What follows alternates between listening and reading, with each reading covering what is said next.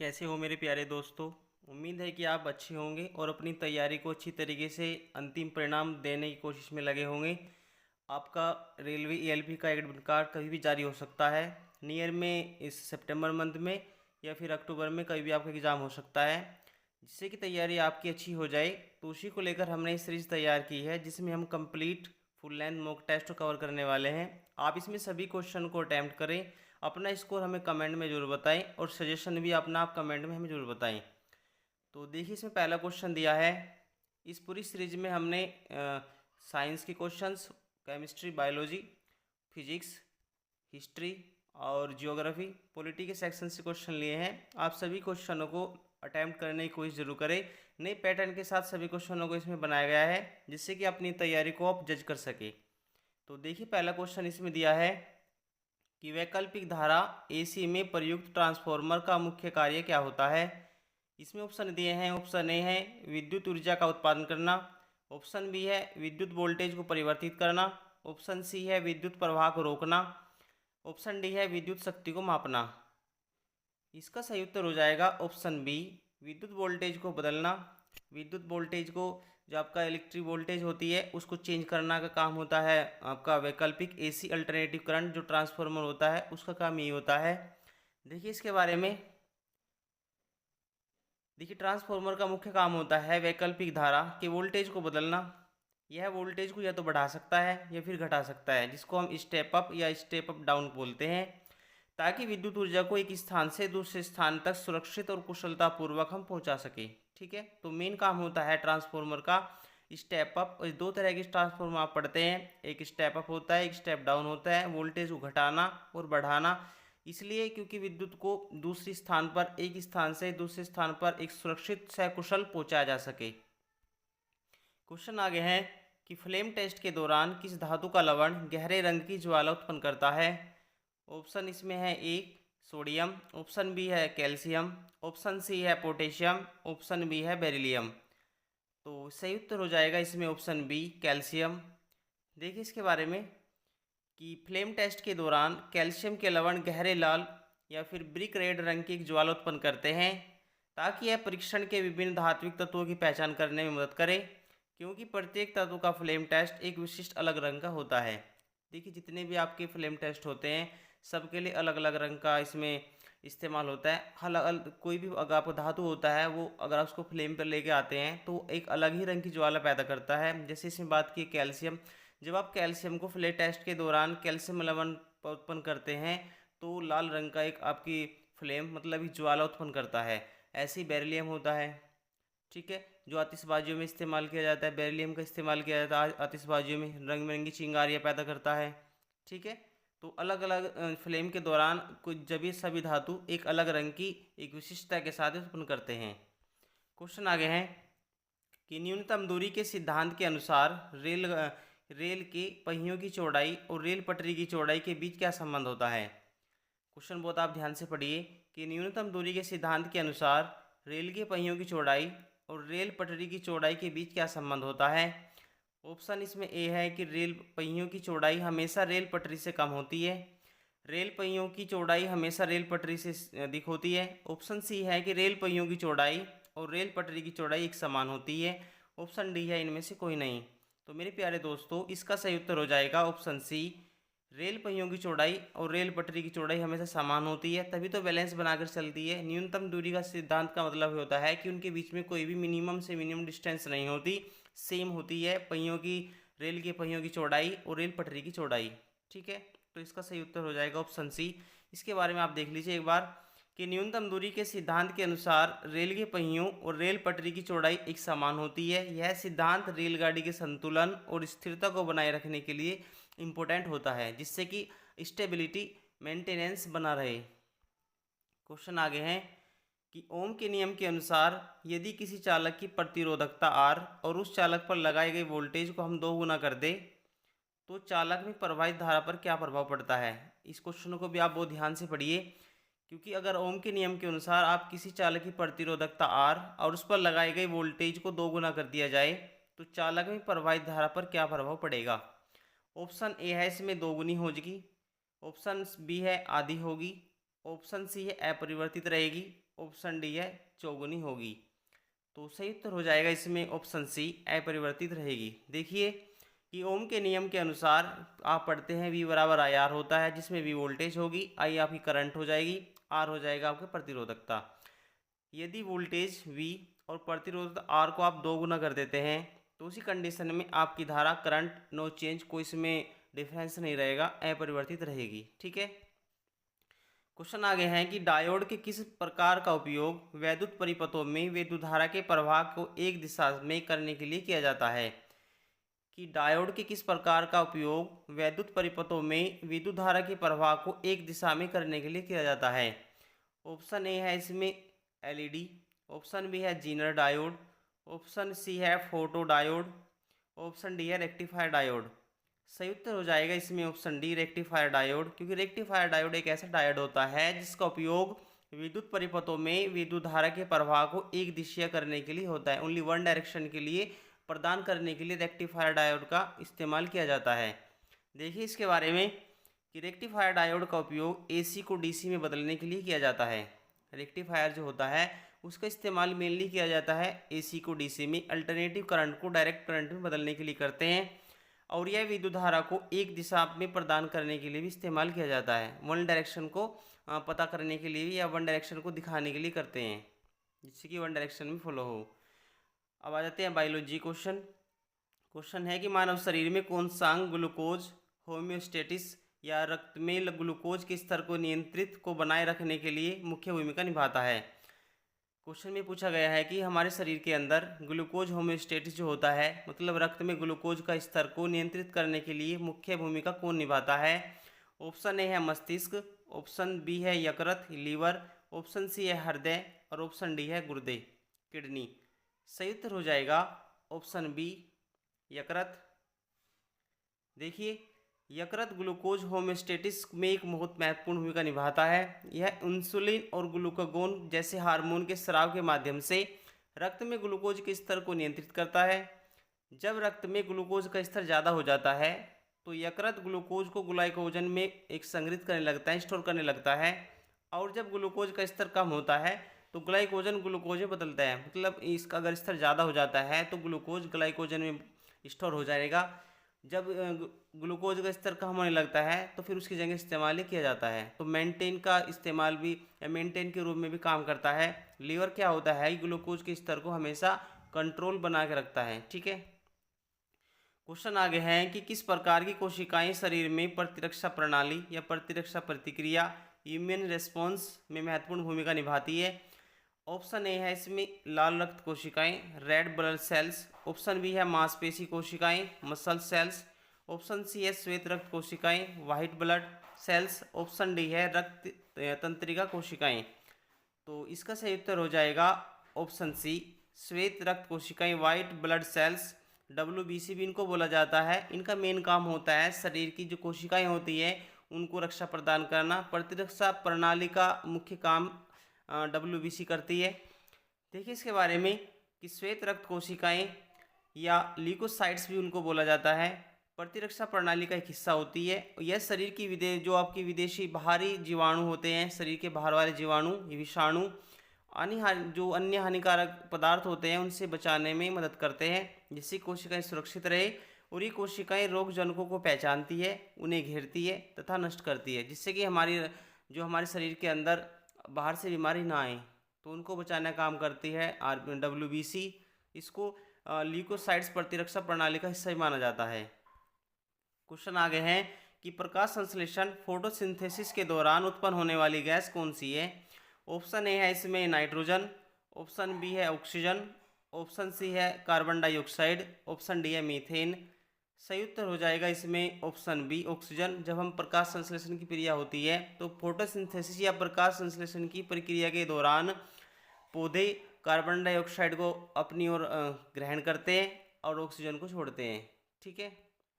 इसके बारे में देख लीजिए एक बार कि प्रकाश संश्लेषण के दौरान पौधे सूर्य के प्रकाश का उपयोग करके कार्बन डाइऑक्साइड और पानी को ग्लूकोज और ऑक्सीजन में बदलते हैं। क्या काम करते हैं कि पौधे प्रकाश संश्लेषण के दौरान CO2 ग्रहण करने के बाद पानी को ग्लूकोज और ऑक्सीजन में बदलते हैं। जो पानी का इस्तेमाल करते हैं उसको ऑक्सीजन और ग्लूकोज में बदलते हैं। इसी को यह प्रक्रिया भी क्लोरोप्लास्ट बोली जाती है और ऑक्सीजन को वायुमंडल में उत्सर्जित किया जाता है। ठीक है, क्वेश्चन आगे हैं कि कौन सा विटामिन रक्त के थक्के जमने अथवा ब्लड क्लॉटिंग में महत्वपूर्ण भूमिका निभाता है। ऑप्शन ए है इसमें विटामिन ए, ऑप्शन बी है विटामिन B12, ऑप्शन सी है विटामिन के और ऑप्शन डी है विटामिन डी। सही उत्तर हो जाएगा इसमें ऑप्शन सी विटामिन के, क्योंकि जब का विटामिन के होता है वो ब्लड क्लॉटिंग में बहुत इंपॉर्टेंट रोल अदा करता है। जब किसी मनुष्य को या किसी बच्चे को चोट लग जाती है, किसी जीव को, तो ब्लड निकलने लगता है, तो कुछ समय के बाद उस पर एक हल्के हल्के पीले रंग का पदार्थ आ जाता है जिससे कि आपका ब्लड रुक जाता है। उसी को बोला जाता है ब्लड क्लॉटिंग। ये इंपॉर्टेंट काम उसको जमाने में मदद करता है विटामिन के। देखिए अगला क्वेश्चन इसके बारे में कि विटामिन के रक्त के थक्के जमने की प्रक्रिया के लिए आवश्यक होता है। यह लीवर में प्रोटीन संश्लेषण के लिए सहायता करता है जो रक्त के जमने के लिए आवश्यक होता है, जैसे कि प्रोटोम्बिन।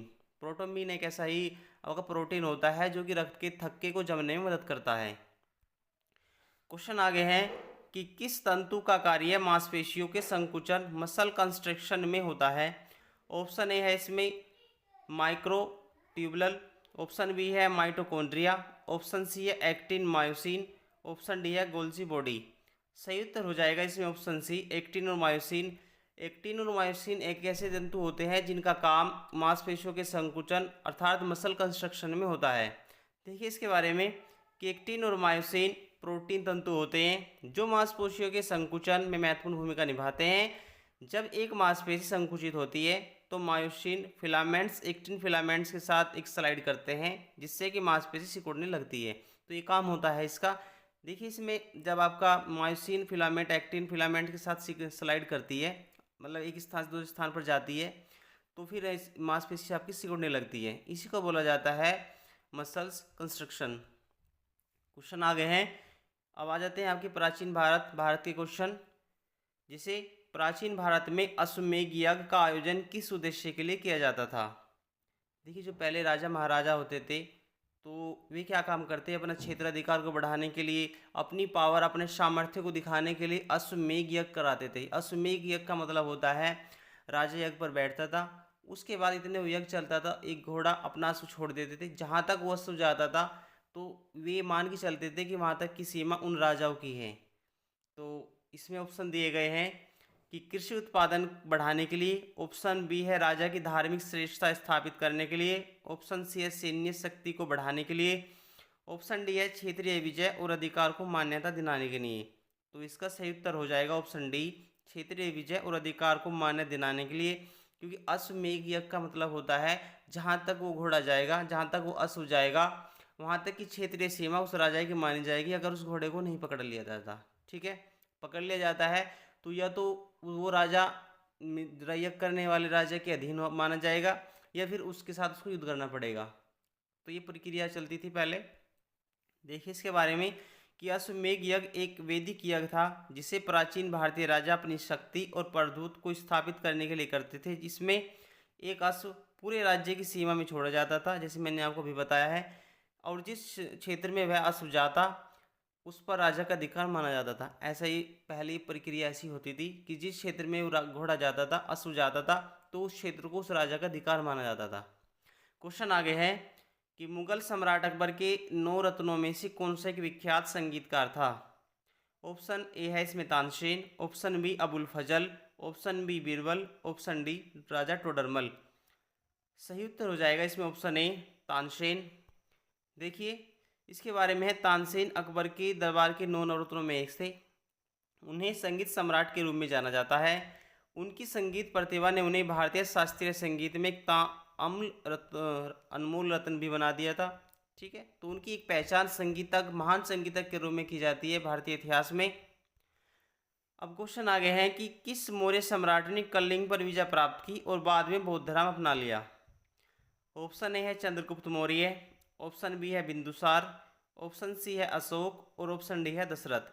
सही उत्तर हो जाएगा इसमें ऑप्शन सी अशोक, क्योंकि कलिंग विजय बहुत ज़्यादा फेमस है, काफ़ी चर्चा में रहती है, हमेशा जब एग्जाम में क्वेश्चन आते हैं तो इससे क्वेश्चन बनते रहते हैं, तो इसलिए कोई पुराना टॉपिक नहीं है। देखिए मौर्य सम्राट अशोक ने कलिंग युद्ध ईसा पूर्व 261 में विजय प्राप्त की। इस युद्ध की भयावहता उसके उसके इतने नरसंहार के कारण, उसका हृदय और अशांति में फैलने के कारण उसके हृदय में चेंज आया, परिवर्तन आया। तभी उसने एक धर्म को अपनाया जिसका नाम रखा गया बौद्ध धर्म। तो उसने बौद्ध धर्म को अपनाया जिससे कि उसने अपना हृदय परिवर्तन किया और सभी युद्ध और महामारी को छोड़कर बौद्ध धर्म के रास्ते पर चल दिया। क्वेश्चन आगे हैं कि महाभारत के युद्ध के समय हस्तिनापुर का राजा कौन था। ऑप्शन ए है इसमें दुर्योधन, ऑप्शन बी है भीष्म, ऑप्शन सी है धृतराष्ट्र, ऑप्शन डी है पांडु। सही उत्तर हो जाएगा इसमें ऑप्शन सी धृतराष्ट्र। देखिए इसके बारे में, महाभारत युद्ध के समय हस्तिनापुर के राजा धृतराष्ट्र थे। वे कौरवों के पिता थे और अंधे होने के बावजूद अपने पुत्रों का समर्थन करते रहे, जो युद्ध के एक महत्वपूर्ण कारणों का मुख्य कारण, महाभारत के युद्ध का एक इम्पोर्टेंट कारण भी बना।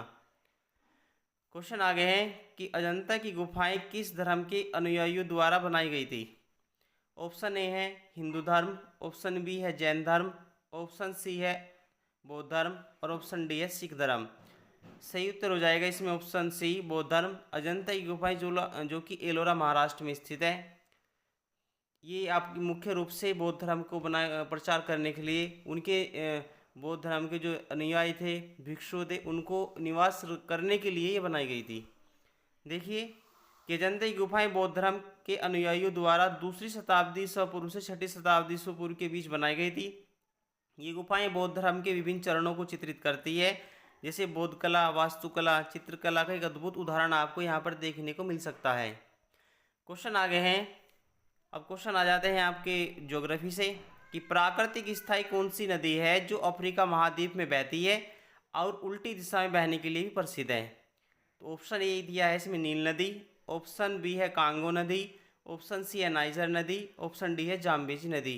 देखो ये सभी नदियाँ, चारों की चारों नदियाँ एक साउथ कॉन्टिनेंट में बहती हैं, अफ्रीका महाद्वीप में बहने वाली ये नदियाँ हैं। तो पूछा गया है कि ऐसी कौन सी नदी है जो उल्टी दिशा में बहती है। तो राइट उत्तर हो जाएगा ऑप्शन ए नील नदी। देखिए इसके बारे में कि नील नदी दुनिया की सबसे लंबी नदी है जो पूर्वोत्तर अफ्रीका में बहती है। यह दक्षिण से उत्तर की ओर बहती है। सामान्य रूप से नदियों की बहने की दिशा विपरीत होती है, उत्तर से दक्षिण, लेकिन यह नदी ऐसी है जो कि दक्षिण से उत्तर की ओर बहती है। नील नदी भूमध्य सागर के पास से निकलती है और भूमध्य सागर में जाकर गिरती है। ठीक है। क्वेश्चन आगे हैं कि भारतीय उपमहाद्वीप का कौन सा पठार लौह अयस्क का विशाल भंडार, आयरन और डिपॉजिट्स के लिए प्रसिद्ध है। ऑप्शन ए है इसे मालवा पठार, ऑप्शन बी है छोटा नागपुर पठार, ऑप्शन सी है कर्नाटक पठार, ऑप्शन डी है दक्कन का पठार। सही उत्तर हो जाएगा इसमें ऑप्शन बी छोटा नागपुर का पठार, जिसको हम रूर प्रदेश भी कहा जाता है। देखिए इसके बारे में कि छोटा नागपुर पठार जो झारखंड और उसके आसपास का क्षेत्र को लिए हुए है, लौह अयस्क, कोयला, अन्य खनिज के विशाल भंडार के लिए काफ़ी प्रसिद्ध है। इसे भारत का खनिज भंडारगृह या रूर प्रदेश भी कहा जाता है। क्वेश्चन आगे देख लीजिए कि दक्षिण एशिया का सबसे बड़ा मरुस्थल कौन सा है। ऑप्शन ए है गोबी मरुस्थल, ये मंगोलिया में है। ऑप्शन बी है इसमें थार मरुस्थल जो कि भारत में है। ऑप्शन बी है इसमें कालाहारी जो कि बोत्सवाना में है। ऑप्शन सी है सहारा जो कि अफ्रीका में है। तो सही उत्तर हो जाएगा इसमें ऑप्शन बी थार मरुस्थल जो कि पश्चिमी भारत में पड़ता है, राजस्थान डिस्ट्रिक्ट के अंदर, राजस्थान स्टेट में। देखिए थार मरुस्थल जिसे महान भारतीय मरुस्थल भी कहा जाता है, दक्षिण एशिया का सबसे बड़ा मरुस्थल जो कि यह भारत के राजस्थान में और पाकिस्तान के सिंध और पंजाब प्रांतों में फैला हुआ है। तो दो देशों में फैला हुआ है, एक पश्चिमी राजस्थान के अंदर, दूसरा पाकिस्तान के दो आपके प्रांत है सिंध और पंजाब में, तो उनमें दोनों में फैला हुआ है ये। यह मरुस्थल अपनी रेतीली धोरों और कठोर जलवायु के लिए काफ़ी जाना जाता है। क्वेश्चन आगे हैं कि पृथ्वी के किस क्षेत्र में प्रवाल भित्तियाँ कोरल रीफ सबसे अधिक पाई जाती है। ऑप्शन ए है इसमें आर्कटिक महासागर, ऑप्शन बी है हिंद महासागर, ऑप्शन सी है प्रशांत महासागर, ऑप्शन डी है अटलांटिक महासागर। सही उत्तर हो जाएगा इसमें ऑप्शन सी प्रशांत महासागर। प्रशांत महासागर में सबसे ज़्यादा प्रवाल या कोरल रीफ्स पाए जाने के कारण वहाँ पर मछलियों का उत्पादन ज़्यादा होता है। एग्जाम्पल आप देख सकते हैं जापान में, तो जापान में मछलियों का काफ़ी उत्पादन होता है। मछलियाँ पाए जाने का मेन कारण ये होती है क्योंकि मछलियाँ वहीं पर पैदा होती है जहाँ पर आपकी गुनगुना पानी होता है। गुनगुना पानी होने का मुख्य कारण ही होता है जहाँ पर आपकी गर्म और ठंडी धाराएँ एक दूसरे को आकर टच करती है, तो उस क्षेत्र में ही मछलियाँ ज़्यादा पैदा होती है। देखिए इसके बारे में, प्रशांत महासागर में ग्रेट बैरियर रीफ, जिसमें प्रवाल भित्तियों का सबसे बड़ा संग्रह है। यह गर्म, उथले और स्वच्छ समुद्री जल में प्रवाल भित्तियाँ सबसे अधिक पनपती है। प्रशांत महासागर का यह क्षेत्र स्थिति के लिए काफ़ी आदर्श माना जाता है। आज का अंतिम क्वेश्चन देख लीजिए कि कौन सा जलडमरू मध्य स्ट्रेट एशिया और यूरोप के महाद्वीप को अलग करता है। मतलब एशिया और यूरोप महाद्वीप को अलग करने वाला ऐसा कौन सा जलडमरू मध्य है। ऑप्शन ए है मलक्का जलडमरू मध्य, ऑप्शन बी है हार्मुज जलडमरू मध्य, ऑप्शन सी है गिब्राल्टर जलडमरू मध्य, ऑप्शन डी है बास्फोरस जलडमरू मध्य। सही उत्तर हो जाएगा इसमें ऑप्शन डी, बास्फोरस जलडमरू मध्य। एक ऐसा जलडमरू मध्य है जो एशिया को यूरोप से अलग करता है।